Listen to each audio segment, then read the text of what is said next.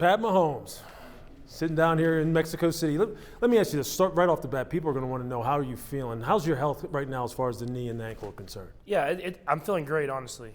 Just rehabbing every single day and getting back, obviously. But as far as compared to last week and even compared to even before that, I'm getting better every single day. And so, I mean, it's a credit to that whole training staff of just pushing me, but at the same time, kind of putting me in that mindset of not pushing me too far. Yeah, Rick Burkholder, the trainer of the Kansas City Chiefs, someone who I know well. Did he do anything? Did he do anything different? Did he push you in certain ways? Do anything you'd never seen before? Because I mean, Pat, you came back quick. Yeah, and you were ripping it up right out of the gate. I think the biggest thing that they did as a whole staff was listen to me, listen to the doctors, and then when I was truthful with them, and if I pushed myself, if I felt something, I'd let them know, and then they would kind of pull it back a little bit, and then we kind of went like that. And I think them just listening to me and at the same time pushing me to go further and further each and every day helped me get back really quick. In the time that you were out, you're sitting there and you're watching Matt Moore play. We see you on the sidelines. We can tell. I'm sitting there going, Pat wants to play bad. This is just killing him out there. What did you take away from that time away? What did you learn being able to sit back and just watch someone else play and watch your team overall play? Yeah, I mean, I got to see how you can do it a different way, I think, is the biggest thing. I mean, you watch Matt play, and he was still hitting those shots. He was still hitting it downfield, but at the same time, he was taking what was there and doing different stuff. And I thought, as I kind of looked back at it, I'd kind of gotten away from that in those last few weeks up until the injury. I was kind of going for the big play every single time, whereas at the beginning of the year, I was kind of taking the shots when they were there, but at the same time taking the checkdowns when they were there as well. And so kind of going into the last week, I kind of came in with that mindset, and I feel like I played a good game, more like I'd been playing at the beginning of the year. Why do you think you were taking those shots? Were you feeling the pressure like you had to make big plays all the time just because of how the team overall was playing? No, I don't think it was that at all. I think it was just when you have all those guys out there that can run downfield and you start hitting those shots early in the season, you feel like you can just do it the whole time. But you have to realize that defenses adjust. They're going to make adjustments, and the same throws that you have at the beginning of the season, you might not have at the end. And so just kind of reevaluating that and going back to the fundamentals was something that I took away from it. Well, let's look at it this way. When you're talking about big shots, all the weapons that you have, look at some of the numbers you've put up so far. Through your first 25 games, more passing yardage, more passing touchdowns than anybody in history. That's a long time. That's 100 years that we're talking about. Just talk frank with me here. How does that make you feel? When you think about that right now, I know maybe you don't spend a whole lot of time thinking about it, but how do you feel about that? Yeah, it really is amazing. I mean, when I look back at it now and watch the beginning of my career, I guess you would say, it's been amazing. I've been blessed. I've got a great coaching staff. I got great players around me, and I just kind of went out there and had fun. And I think that's been the biggest thing is we've put up a lot of stats. We've gotten a lot of wins. We've put up a lot of touchdowns and stuff like that. But it's just been a lot of fun on a day-to-day basis, just being with those guys in the locker room and just growing together. Look, I have to say, your first year as a starter, I said in the preseason, I said, you better watch out for Pat Mahomes. I said, this guy can get it. Because everybody down there, from Brett Veach, the GM, to Coach Reed, they all said, we've got something special here. And that relationship is special. Then from year one to year two, I mean, when you have that kind of year, how did they challenge you? How did they push you? How did you say to someone who's the reigning MVP, putting up the numbers you put up, you still need to get better? What did they challenge you with? I think the biggest thing they did was we just went back and watched the film. We watched when I had success, but we also watched the times where I missed on opportunities. And, I mean, you put up all those numbers last year, but there were still so many plays that I missed on and so many plays that I got too aggressive on or overthrew a guy, and I knew that I could be better, and I could be better as a quarterback of leading this offense on sustained drives. And so for me, I think that was the biggest thing I took away from it was you can still hit those shots, you can still do all those different stuff, but there's times where you can just take that check down, move the chains, and keep the offense on the field. Overthrew a guy. Yeah, like Tyreek Hill. How do you overthrow Tyreek Hill? You have to throw it early. I think that's the biggest thing. And that you can only do it if you throw it early and on time, but, I mean, he's a guy that can run with anybody. Yeah, when quarterbacks and coaches talk about timing and getting on the same page with receivers, what's it like working with guys like Tyreek and McCole Hardman? These guys, I mean, these guys can fly, and as a former defensive back, I mean, I'm sitting there going, I don't even know how you cover these guys. What's it like working with those guys with that kind of speed? I think the biggest thing is the work that they put in. I mean, you see guys that have a ton of talent, But to have the talent and the way they're able to work. I mean, when I was injured and I was still kind of going through my rehab,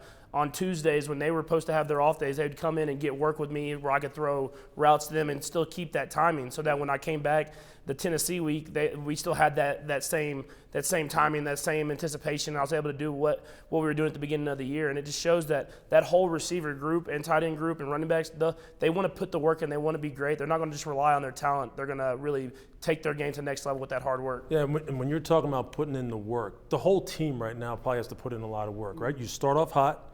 You're 4-0, you go 2-4 then over the subsequent 6 weeks.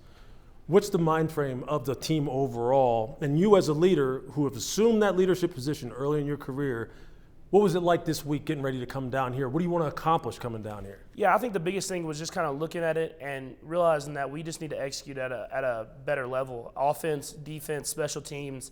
We really hurt ourselves in really all the losses, even some of the wins that we've gotten as far as just setting ourselves back with penalties or missed assignments and stuff like that. And I think that's been the biggest thing we've kind of preached this week is it's a day-by-day process. I mean, we all have this ultimate goal of getting to the Super Bowl, but you have to every single day take advantage of that day.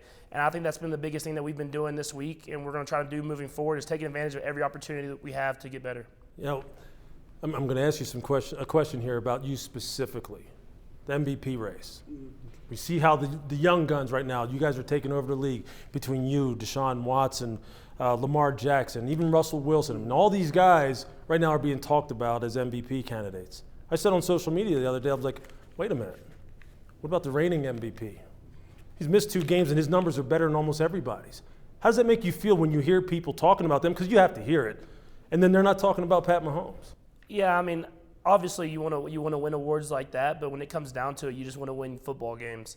And so I've always kind of last year and then to now, I've realized that if you go out there, handle business and win football games, all that other stuff comes with it. And so for me, there's a lot of great players in this league now. It's a great time to be watching and be a part of the NFL. I mean, you got the veteran guys, you got the young guys, and everybody in between, and everybody's playing football at a high level. And so I respect every one of those guys' games, but I'm gonna go out there and just try to win football games. And at the end of the season, all that stuff handles itself. And talking about winning football games, you're down here again against the division rival, against the Chargers, on a field that last year, remember, we couldn't play down here because the field conditions weren't suitable. Is there anything that you're gonna do, any kind of special, anything you're gonna do as far as checking out this field before the game starts, to make sure that everything's cool as far as your footing, because they like to move you around a lot too. You don't want to compromise yourself in any way. Any special plans that way? Yeah, I mean, I think we always come into games with plans in case the field is in a different condition than we expect. But for me, it's nothing different than that. I mean, I'll have the same pair of cleats that I've been wearing. But at the same time, if something happens, I always have an extra pair that has a little bit, I guess, a different texture at the bottom where they're able to get more grip. Yeah. And so for me, it's about just going out there and just handling business as usual. We're excited for this to be in this stadium, this historic stadium. We were watching videos of games that have been played here before as far as soccer and football actually yesterday, and so we're excited to be here, and I'm excited to get to play in the stadium and get to play against a division opponent. Well, you're also playing at altitude, and didn't you say you thought at altitude you could throw the ball 100 yards? I did say it. That was a little bit of a joke. I don't know if I can, but yeah. Well, see, this is what I want to see. You know, you guys are backed up on your own 5. Andy calls some kind of play action. You launch one 70 or 80 yards at Tyreek. Is that possible? Yeah, it's definitely possible. I don't know about. I mean, they have a pretty good D line. They got a pretty good rush there, but I mean, Tyreek gets down there fast. Yeah. So I mean, if I throw it really high, he can get there. I mean, you put up some good numbers against the Chargers, though. I mean, you've only played them twice so far in your career. You have 6 touchdowns, no interceptions.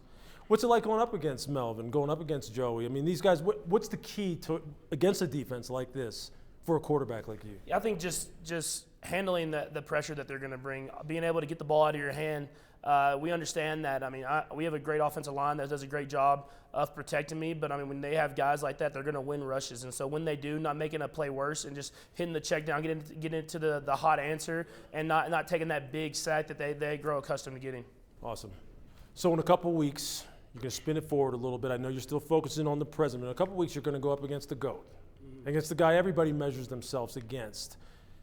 The league talks about ushering in the new generation of quarterbacks because Tom can't play forever. And he's someone, obviously, we've all looked up to, you look up to, playing the position. What's it like playing against a guy like that? Although you're not playing against him, but looking across the field and you're going, That's Tom Brady. Yeah, I think the biggest thing with playing against Tom is that you know what he's going to bring every single time he gets in that field. He's gonna have success. He's going to do things to put his team in the right position. And so as an offense, you have to be on your A game. Obviously, they have a very good defense, and so they're going to give you different stuff that's unscouted and stuff to combat what you do as an offense, but just not being too high, not being too low, and just trying to go through the game and understand that you're gonna have bad plays, but you're gonna have good plays. You have to keep building on those good plays and find out ways to make adjustments during games. What is it about Tom? Steve Young says this all the time. Guys like Tom, the great ones, Tom, Peyton, Drew, these guys dive headfirst into the data. I mean, they are like about every little thing that can give them a competitive advantage. When you guys talk amongst quarterbacks, talk amongst yourself, and you look at guys like Tom, do you yourself go, that's how I want to be, that's my approach? Is that your approach, kind of? Yeah, you want to be able to know as much as you can when you're on that field so you can eliminate stuff. I think that's the biggest thing, and I've realized it more this year than last year is when I get out there now, I even have more of a plan and understand that if I get a look that maybe is unscouted, that I may have seen before, that I'm able to kind of get us into a play that makes it a positive play instead of a negative one. And so I think I can understand a little bit of him, Drew, all these guys that have been in the league a long time and understand more and more that they're able to eliminate these little distractions that they might have pre-snap and able to just get their team into the best play. Thanks for watching ESPN on YouTube. For more sports highlights and analysis, be sure to download the ESPN app. And for live streaming sports and premium content, subscribe to ESPN+.